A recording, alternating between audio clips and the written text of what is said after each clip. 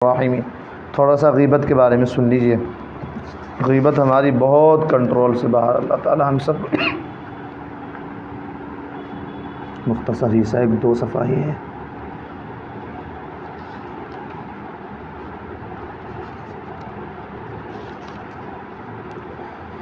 غیبت کرنے سے بچنے کے نسخے، یہ حضرت فقیہ العصر مفتی اعظم کے مضامین ہیں۔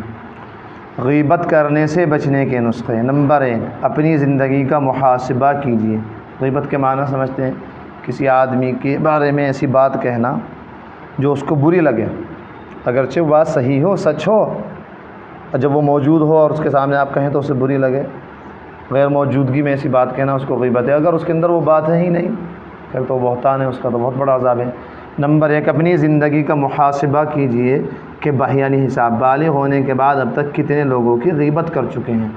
سوچنے پر یہ معلوم ہوگا کہ ایسے لوگوں کی تعداد بے حساب ہے جن کی غیبت ہم کر چکے ہیں۔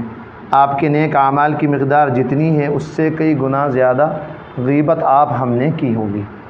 اس محاسبے کے بعد سوچئے کہ اولاً ہمارے نیک اعمال ہیں ہی کتنے، اور جو کچھ ہیں وہ غیبت کی وجہ سے آخرت میں ہمارے کام نہیں آئیں گے، بلکہ ان لوگوں کو دے دیے جائیں گے جن کی غیبت کی ہے۔ اس طرح ہم انہیں فائدہ پہنچا رہے ہیں اور اپنا نقصان کر رہے ہیں۔ اپنی پوری محنت اور ساری کمائی دوسروں کو دے دی، اور ایسے کٹھن وقت میں دی جب کہ ہم خود بہت زیادہ محتاج تھے آخرت میں۔ نمبر 2، غیبت کے جتنے عذاب بیان کیے گئے ہیں ان سب کا روزانہ مراقبہ کیجیے۔ یہ نسخے استعمال کرنے سے انشاءاللہ غیبت چھوڑنے کی ہمت پیدا ہوگی۔ غیبت سننے سے بچنے کے نسخے: بعض لوگ کہتے ہیں کہ ہم غیبت کرنے سے تو بچ جاتے ہیں، لیکن دوسرا کسی کی غیبت کر دیتا ہے تو نہ ہم اسے خاموش کر سکتے ہیں اور وہاں سے اٹھ سکتے ہیں۔ یہ دینداروں کے ساتھ اکثر یہ معاملہ پیش آتا ہے، وہ خود تو بچتے ہیں غیبت سے لیکن دوسرا کرتا ہے، وہاں بڑی پریشانی ہو جاتی ہے، مروت غالب آ جاتی ہے۔ اس بارے میں یہ سوچیں، جو شخص کوئی بری بات لا کر آپ کے کان میں لا کر ڈالتا ہے گویا وہ اپنے برتن کی نجاست آپ کے برتن میں ڈالنا چاہتا ہے۔ یہ غیبت سننے سے بچنے کے لیے بہت عجیب اور بہت قیمتی نسخہ ہے، بہت ہی نافع ہے۔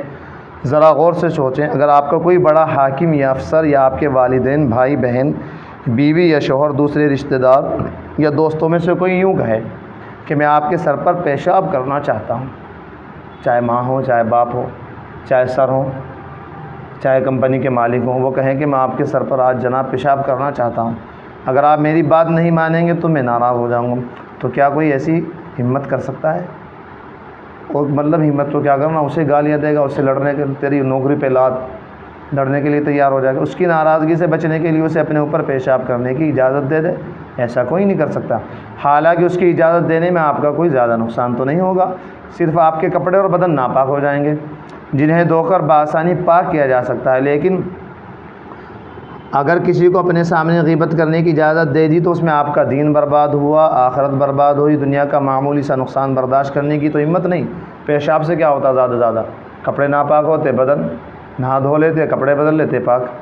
دنیا کا معمولی سا نقصان برداشت کرنے کی ہمت نہیں کہ کسی کے دل میں پیدا نہ ہو، ہمت تو پیدا نہ ہو لیکن مگر دین اور آخرت کو برباد کرنے کی ہمت پیدا ہو جائے، یہ بڑے ہی خسارے اور کم عقلی کی بات ہے۔ دوسرا نسخہ غیبت سننے سے بچنے کا: اگر اس نسخے کو استعمال کرنے کی ہمت نہ ہو تو ایک آسان تدبیر یہ ہے کہ غیبت کرنے والے سے یوں کہہ دیں، آپ جن کی غیبت کر رہے ہیں شاید وہ اللہ تعالیٰ کے یہاں ہم سے بہتر ہوں، تو امید ہے انشاءاللہ یوں کہنے سے وہ غیبت کرنے سے رک جائے گا۔ اگر نہیں بھی رکا تو آپ نے ناپسندیدگی کا اظہار کر دیا، آئندہ آپ کے سامنے وہ غیبت نہیں کرے گا۔